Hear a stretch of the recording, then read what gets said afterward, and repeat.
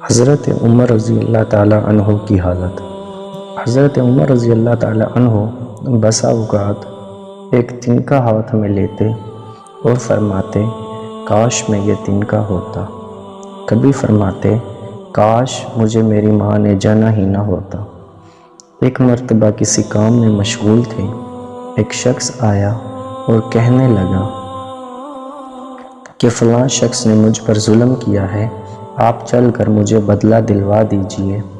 آپ نے فرمایا آپ نے اس کے ایک درہ مار دیا کہ جب میں اس کام کے لیے بیٹھتا ہوں اس وقت تو آتے نہیں، جب میں دوسرے کاموں میں مشغول ہو جاتا ہوں تو آ کر کہتے ہیں کہ بدلہ دلوا دو۔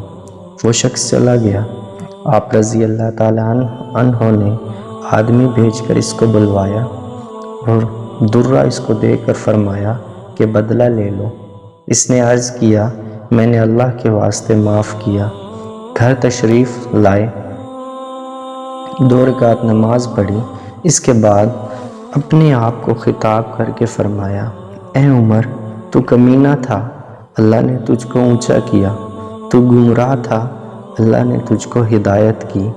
تو ذلیل تھا، اللہ نے تجھے عزت دی، پھر لوگوں کا بادشاہ بنایا۔ اب ایک شخص آ کر کہتا ہے کہ مجھے ظلم کا بدلہ دلوا دے تو اس کو مارتا ہے۔ کل قیامت کے دن اپنے رب کو کیا جواب دے گا؟ بڑی دیر تک اس ہی طرح آپ نے آپ کو ملامت کرتے رہے۔ آپ رضی اللہ تعالیٰ عنہ کے غلام حضرت اسلم کہتے ہیں کہ میں ایک مرتبہ حضرت عمر کے ساتھ حرہ کی طرف جا رہا تھا۔ ایک جگہ آگ جلتی ہوئی جنگل میں نظر آئی۔ حضرت عمر نے فرمایا کہ شاید یہ کوئی قافلہ ہے جو رات ہو جانے کی وجہ سے شہر میں نہیں گیا، باہر ہی ٹھہر گیا۔ چلو اس کی خیر خبر لیں، رات کو حفاظت کا انتظام کریں۔ وہاں پہنچے تو دیکھا کہ ایک عورت ہے جس کے ساتھ چند بچے ہیں جو رو رہے ہیں اور چلا رہے ہیں، اور ایک دیگچی چولہے پر رکھی ہے جس میں پانی بھرا ہوا ہے، اس کے نیچے آگ جل رہی ہے۔ انہوں نے سلام کیا اور قریب آنے کی اجازت لے کر اس کے پاس گئے اور پوچھا کہ یہ بچے کیوں رو رہے ہیں؟ عورت نے کہا کہ یہ بھوک سے لاچار ہو کر رو رہے ہیں۔ دریافت فرمایا کہ اس دیگچی میں کیا ہے؟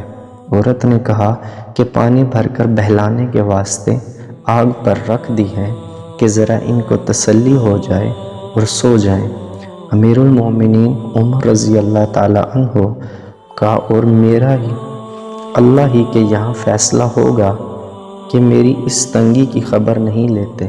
حضرت عمر رونے لگے اور فرمایا کہ اے اللہ تجھ پر رحم کرے، بھلا عمر کو تیرے حال کی کیا خبر؟ کہنے لگی وہ ہمارے امیر بنے ہیں اور ہمارے حال کی خبر بھی نہیں رکھتے۔ اسلم رضی اللہ تعالیٰ عنہ کہتے ہیں کہ حضرت عمر مجھے ساتھ لے کر واپس آئے اور ایک بوری میں بیت المال سے کچھ آٹا اور کھجوریں اور چربی اور کچھ کپڑے اور کچھ درہم لیے۔ غرض اس بوری کو خوب بھر لیا اور فرمایا یہ میری کمر پر رکھ دے۔ میں نے عرض کیا کہ میں لے چلوں؟ آپ نے فرمایا نہیں، میری کمر پر رکھ دے۔ 2-3 مرتبہ جب میں نے اصرار کیا تو فرمایا کیا قیامت میں بھی میرے بوجھ کو تو ہی اٹھائے گا؟ اس کو میں ہی اٹھاؤں گا، اس لیے قیامت میں مجھ ہی سے اس کا سوال ہوگا۔ میں نے مجبور ہو کر بوری کو آپ کی کمر پر رکھ دیا۔ آپ نہایت تیزی کے ساتھ اس کے پاس تشریف لے گئے، میں بھی ساتھ تھا۔ وہاں پہنچ کر اس دیگچی میں آٹا اور کچھ چربی اور کھجوریں ڈالی اور اس کو جلانا شروع کیا اور چولہے میں خود ہی پھونک مارنا شروع کیا۔ اسلم کہتے ہیں کہ آپ رضی اللہ تعالیٰ عنہ کی گنجان داڑھی سے دھواں نکلتا ہوا میں دیکھتا رہا، حتیٰ کہ حریرہ سا تیار ہو گیا۔ اس کے بعد آپ نے اپنے دست مبارک سے نکال کر ان کو کھلایا۔ وہ سیر ہو کر خوب ہنسی کھیل میں مشغول ہو گئے اور جو بچا تھا وہ دوسرے وقت کے واسطے ان کے حوالے کر دیا۔ وہ عورت بہت خوش ہوئی اور کہنے لگی اللہ تعالیٰ تمہیں جزائے خیر دے، تم تھے اس کے مستحق کہ بجائے حضرت عمر کے تم ہی خلیفہ بنائے جاتے۔ حضرت عمر نے اس کو تسلی دی اور فرمایا کہ جب تم خلیفہ کے پاس جاؤ گی تو مجھ کو بھی وہیں پاؤ گی۔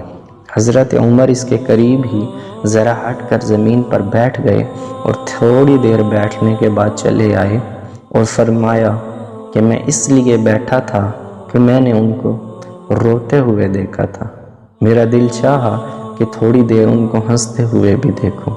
صبح کی نماز میں اکثر سورۃ کہف و طٰہٰ وغیرہ بڑی صورتیں پڑھتے اور روتے کہ کئی صفوں تک آواز جاتی۔ تہجد کی نماز میں بعض مرتبہ روتے روتے گر جاتے اور بیمار ہو جاتے۔ فائدہ میں لکھتے ہیں کہ یہ ہے اللہ کا خوف اس شخص کا جس کے نام سے بڑے بڑے نامور بادشاہ ڈرتے تھے، کانپتے تھے۔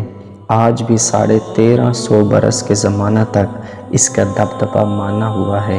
آج کوئی بادشاہ نہیں، حاکم نہیں، کوئی معمولی سا امیر بھی اپنے رعایا کے ساتھ ایسا برتاؤ کرتا ہے۔